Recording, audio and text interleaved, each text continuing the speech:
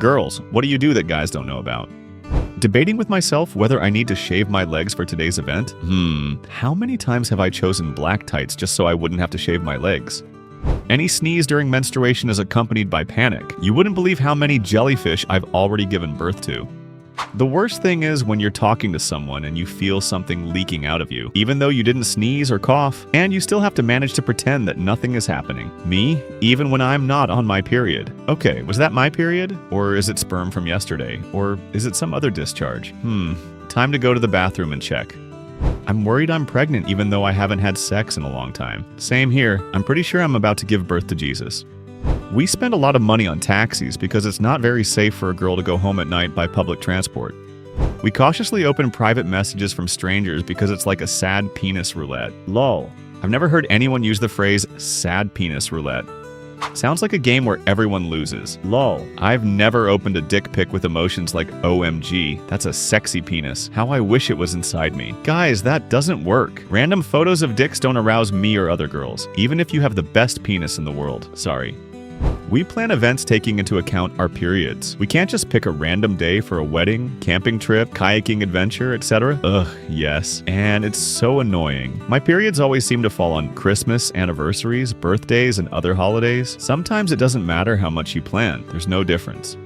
And I have to schedule my gym workouts around them. It was so awesome when I was on birth control for 2 years. I lived peacefully without PMS symptoms and periods. I could work out regularly at the same time. Since I went off them, everything has changed drastically. Now I have days when I just have zero energy, plus these cramps and nausea and back pain. Every week of the cycle is so unpredictable that it really pisses me off that we can't train normally without periods. I schedule my hair washing around my schedule. I'm a guy with long hair. Your comment is probably the only one I can fully understand in this thread. We shower under very hot water. My ex once told me that I must miss my hometown. Hell, since I like such hot water. Thanks, honey. I'll definitely remember this in case someone asks me why I have such a hot shower. You should have replied, yes, dear, since we started dating, I started missing hell. We spend a lot of time and money on pubic hair. Who would give me back all that money? I don't understand why girls are so actively buying pubic hair. We ask ourselves, is it really not dangerous for me to go there? I really want to go on a solo hike in Sweden, but I realize it's not going to happen. Just because I'm a girl and because I've already been raped once. Honestly, I wouldn't want to repeat that experience. We openly talk about sex toys. There's a feeling that society is much more accepting of vibrators and other things than artificial vaginas and rubber dolls. I've been thinking about this a lot. It's so strange. Probably because it's considered that a woman shouldn't have many partners, so we don't see anything wrong with them having sex with a toy. While for guys it's considered that if you're into sex toys, it means you're not capable of finding a real girl, and it's kind of shameful. What a stupid bullshit. Guys don't know how much effort we really put into maintaining beauty. We're very concerned about hair all over our bodies, skin, cosmetics, nails, etc. There's a meme about women's bathrooms being a warehouse of cosmetic products, but not many people realize how obsessed we really are with using them. Guys think that female beauty is something self-evident, and that women's bodies are naturally so beautiful, soft, and smooth. Since all the obvious things have already been said, I'll have to come from a different angle. I very much doubt that my husband would ever Google the answer to the question, will my nipples return to their original color like before 2 pregnancies? I Googled something similar about my belly button.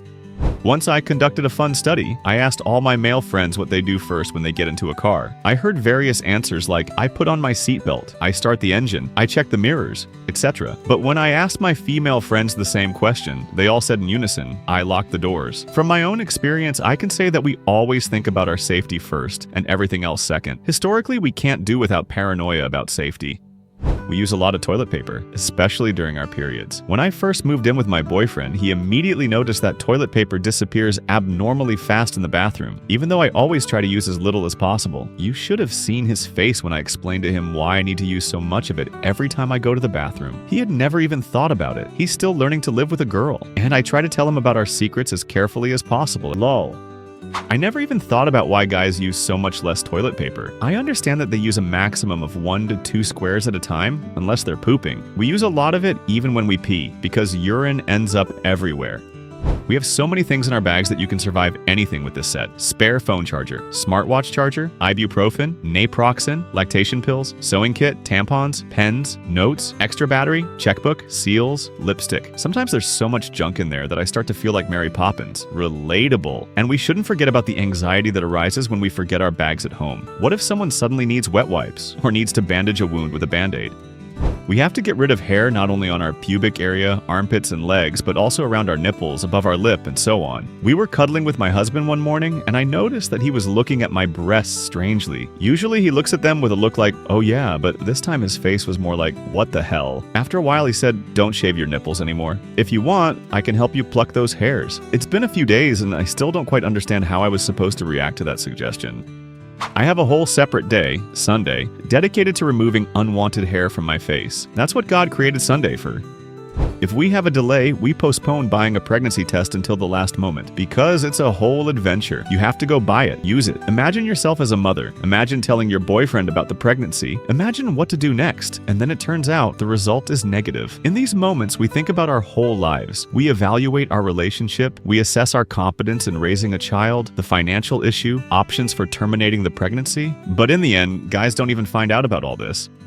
I'm still thinking about how many to get, 1 or at least 3 just to be sure. When I once suspected I was pregnant, I ordered like 50 of these tests from China. It cost about $5. No extra packaging, no financial ruin. I used them for years until I decided to get an IUD. I even had enough for my friends.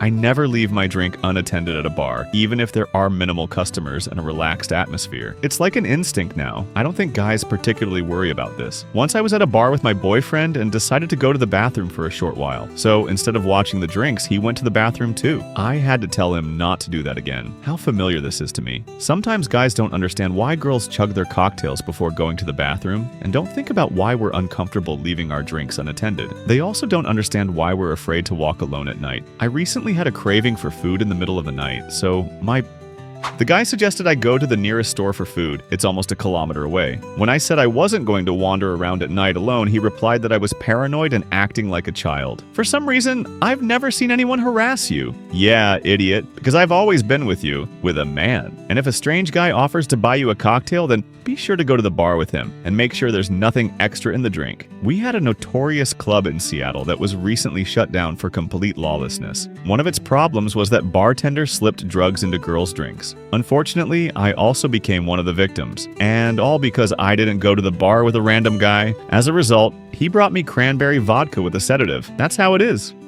If a girl rejects a guy, then thoughts start creeping into her head that he might rape and or kill her. Yesterday, I read in the local news about the murder of a girl who met a guy on Tinder and went on a date with him. The police used a taser on him for so long that he ended up dying too. I've said this many times and I won't stop repeating it. Guys worry about a fat girl showing up on a date, and girls worry about being murdered. We clean the bathroom/toilet. Sarcasm. Living with two 22-year-old guys who just recently weaned off their moms and started living independently. God, give me strength. Lol. I was in the exact same situation before. I taught them how to use the washing machine, change vacuum cleaner bags, etc. If I had found another dirty sock in the middle of the living room, I would have definitely shot someone. Now I live with my boyfriend, and I still have to deal with socks scattered all over the room. But at least I love him. No thoughts of murder yet. When my friends leave my place, I always ask them to text me when they get home. I suspect guys never do that. And also, when I get into an Uber, I send a picture of the driver to my friends just in case. And sometimes my friends, when they go on dates, send me screenshots of their guys' profiles and all their contact information. We look out for each other even if we don't know each other. I've had so many cases where either me or my friends have had to save random girls from creepy guys in clubs. Some guys don't understand the meaning of the word no. And believe me, all girls know that look that screams help. Usually if we notice someone is in trouble, we playfully approach the girl and gently lead her to our group until the guy finally leaves her alone. Another great example. It's normal for us to ask a stranger for a tampon in the bathroom, since every one of us has been in a situation where we needed one but didn't have one on hand. So we gladly help each other out. Is it weird that I get excited when someone asks me for a tampon? I'm like, of course, friend. I've been waiting for this moment my whole life. Here's your tampon. Here you go. Maybe you want some ibuprofen too? Thank you so much for watching. In the comments, girls can write about what you do that guys don't know about, and I suggest watching the video when the truth or dare game went wrong.